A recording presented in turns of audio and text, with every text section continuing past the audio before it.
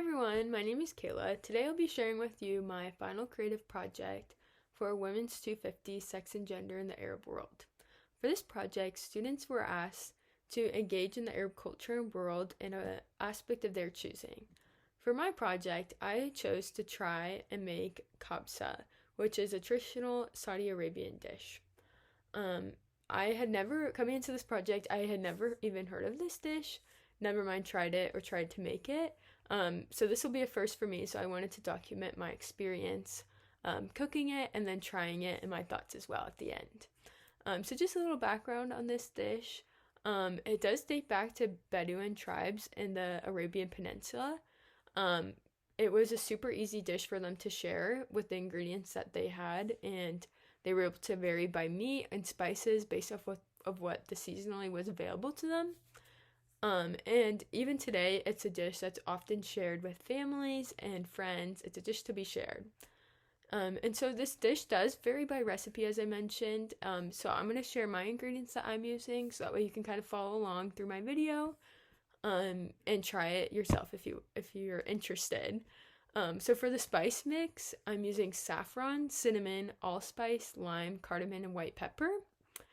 And then for the dish, I'm using butter, onions, garlic, chicken, tomato puree, diced tomatoes, 3 carrots, cloves, nutmeg, cumin, coriander, black pepper, chicken bouillon, rice, raisins, and almonds. So I'll first take you along with the cooking process and then a taste test and final thoughts at the end. Alright, here I laid out all of the ingredients. It was super cool to see everything that was going to be included in this recipe, especially the wide array of spices. Our first step was actually to make the spice mix and then set it aside.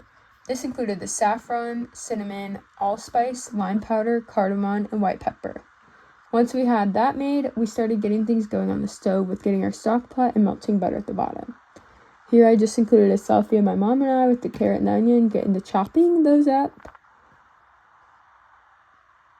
And then once the butter had melted, I added in the chopped onion and stirred that for a couple minutes until it had turned translucent. Following that, we added in the chicken and let it cook for about 10 minutes, just until the chicken was browned a little bit. The sides and bottom of our pot started burning here, so we added a little bit more butter, and that helped a lot.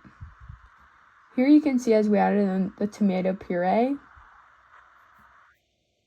And then we added the can of diced tomatoes, the carrots, cloves, nutmeg, cumin, coriander, salt, and pepper, along with the spice mix that we had set aside at the beginning.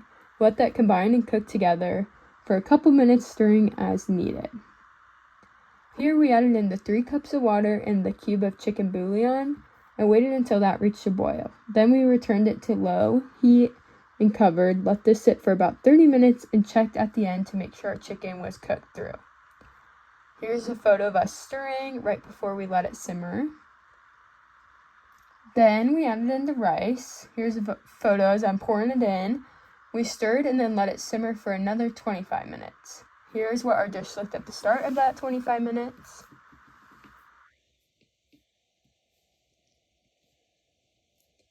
Then this was about halfway through. We started to get excited here as it was really coming together.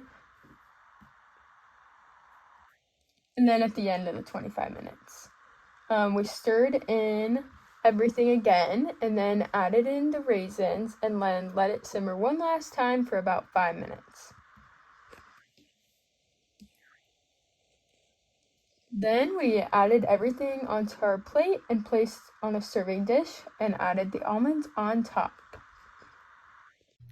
Alright, we're back and we just added the raisins and the almonds at the end of the recipe, and we have our servings, and we're really excited to finally be able to try the dish we made.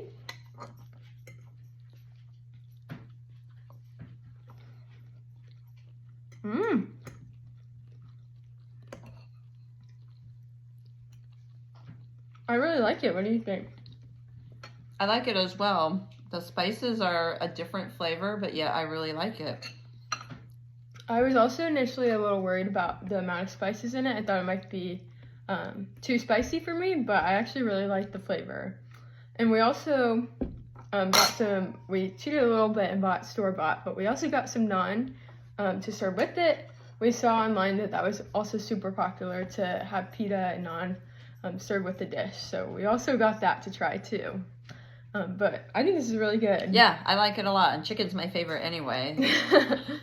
So it's perfect. I loved being able to make kabsa for this project and engage in the Arab culture through food. It ended up being so good, and we had a great meal sharing the dish afterwards. I ended up having my family and a couple friends eat it with us, and we ate it family style, so we had a portion in the middle, and then everybody took the serving that they wanted off of that. We saw that this is how it's often eaten and shared in Arab culture, so we wanted to replicate that tradition as well. Another aspect of this project that really stood out to me was how it reminded me of our conversation that we had in week 2 of the course about the etiquettes of hosts and guests, and how hosts often make a ton of food for their guests when they invite somebody over, and how it's really seen as a labor of love because they put a lot of time into the ingredients and making the dishes. And when a guest comes over, they're expected to eat it because they know that they put a lot of time into it. And that kind of draws lines to this dish because it did take us a while to make, and so when I shared it with people, I wanted them to eat it because I spent a lot of time making it. So that really reminded me of that tradition in Arab culture.